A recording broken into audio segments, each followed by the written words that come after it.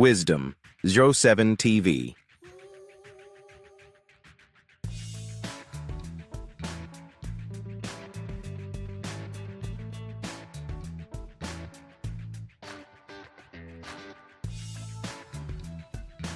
This is Wisdom 07 TV, a channel for wisdom with an educational spirit. The channel may impact your life in matter of peace of mind, self-conduct, leadership, financial freedom, capacity development, confidence, self-esteem, and increase hope for your future. So please click on subscribe, like, and share the video with your friends and relatives. Today we're going to start with The Weeknd. Weeknd Tesfaye, born February 16, 1990, known professionally as The Weeknd, is a Canadian singer-songwriter.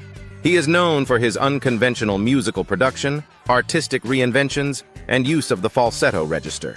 Tesfaye has sold over 75 million records, making him one of the world's best-selling artists. He has earned 7 diamond certifications from the Recording Industry Association of America, RIAA, for his singles, and is the first artist to simultaneously hold the top 3 spots on the Hot R&B Hip-Hop Songs chart. Blinding Lights became the most streamed song in Spotify history, the best performing song in the Billboard Hot 100's history, and the longest charting song by a solo artist in the chart's history. Tesfaye was listed by Time as one of the world's most influential people in 2020 and was dubbed the world's most popular artist by Guinness World Records in 2023. An advocate for racial equality and food security, he was appointed a World Food Program Goodwill Ambassador in 2021. His accolades include 4 Grammy Awards, 20 Billboard Music Awards, 22 Juno Awards, 6 American Music Awards, 3 MTV Video Music Awards, a Latin Grammy Award, and nominations for an Academy Award, and nothing is stopping me from doing what I love to do. Let's listen his messages. Remember to subscribe, like, and share the video. Nothing is stopping me from doing what I love to do. I'm the most boring person to talk to. I'm all about evolution. I'm the first person to judge myself. Trilogy was more of a claustrophobic body of work. Before it was released, I hadn't left my city for 21 years, and I had never been on a plane, not once. I spent my entire life on one setting. That's probably why pieces of the album feel like one long track, because that's what my life felt like. It felt like one long song. Literally wrote Starboy in 30 minutes. I feel like the way I was raised was to be able to see through all the titles in this world, from religion to race. I make good music for long journeys. The mind of a 19-year-old is very different from the mind of a 26-year-old. You grow. You get into better relationships. You experience more, meet more people, better people. But when you're in a dark hole at an earlier point in your life, you write about the mindset you're in at that moment. Going to a therapist is not something you do when you're growing up as a street kid in Toronto. I'm mainstream. I think that's why my career is going to be so long. Because I haven't given people everything. I don't believe in icons. At one point, I didn't care. Now I want as many people to hear my music as possible. When you're traveling constantly, every day you become inspired, and it shows in my work, sonically, lyrically, visually. Conversations with women with different accents and stories told in those accents. I like to create characters based on different people I've met, and relationships. I like to tell stories loosely based on real-life events.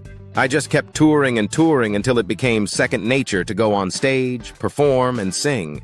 The last thing you want is to not be recognized for all of the hard work you put in. I want to be remembered as iconic and different. Let's be honest, Canada wasn't ever cool. In the beginning, I was very insecure. I hated how I looked in pictures.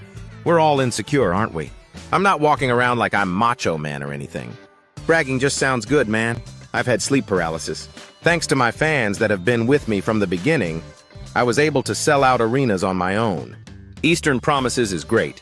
I probably could have toured off Trilogy for the rest of my life. It definitely changed the culture. No one can do a trilogy again without thinking, I'm trying to get to Mars before everyone else. Even though I've been putting out bodies of work for years, Beauty Behind the Madness felt like the beginning. My inspiration is R. Kelly, Michael Jackson, and Prince, for the vocals anyway. Marriage is scary to me, man. I'm a huge fan of R. Kelly's. He's a musical genius and probably the most prolific artist of the generation before mine. Kissland is like a horror movie. Me not finishing school. In my head, I still have this insecurity when I'm talking to someone educated. The Joker is my favorite villain of all time. You don't know his past, you just know what his plans are. I mean, in life, what relationship is easy? My purpose is to make exciting music, and I feel like I'll be doing that for the rest of my life, so there's no pressure. The Joker that Christopher Nolan created in The Dark Knight had the scar across his mouth, and the first time you heard his explanation for it, he makes you believe that's how he got it. But then you get into the film, and every time he talks about his scar, it's a totally different story. The whole enigmatic artist thing, I just ran with it. I was very camera shy. People like hot girls, so I put my music to hot girls, and it just became a trend. The whole enigmatic artist thing, I just ran with it. No one could find pictures of me.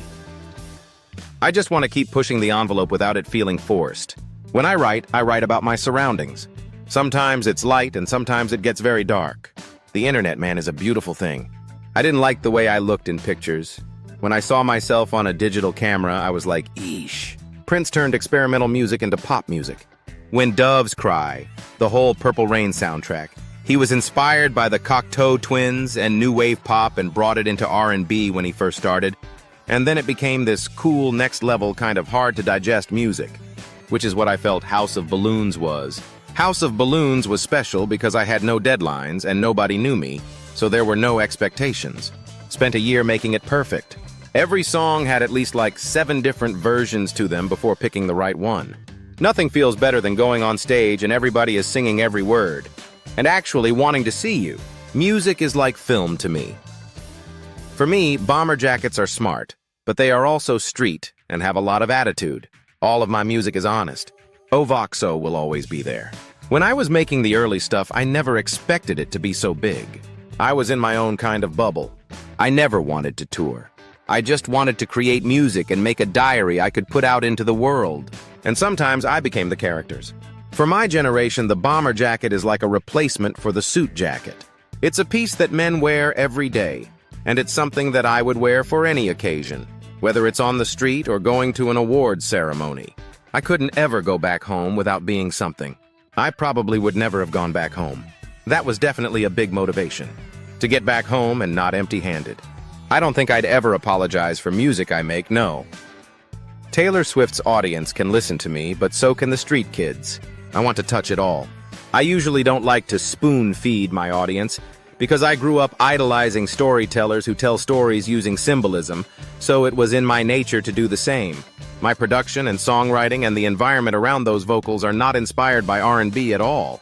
Once you've changed who you are or who you've portrayed in your music, the fans, they'll catch it.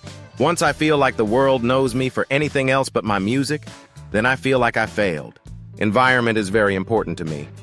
Sometimes I have to perform during the day for festivals, and my music does not work in the daytime. It is nighttime music. If you ever see young artists and they're not sounding good, they sound good. They're good singers. They wouldn't be where they are if they didn't sound good. It's their nerves. Anytime you see your favorite artist and he's or she's screwing up or not hitting those notes, it's not because she can't hit it or she can't sing. He or she is scared. Nothing is stopping me from doing what I love to do. Now we are at the end. Remember to subscribe, like, share, and comment. Thank you.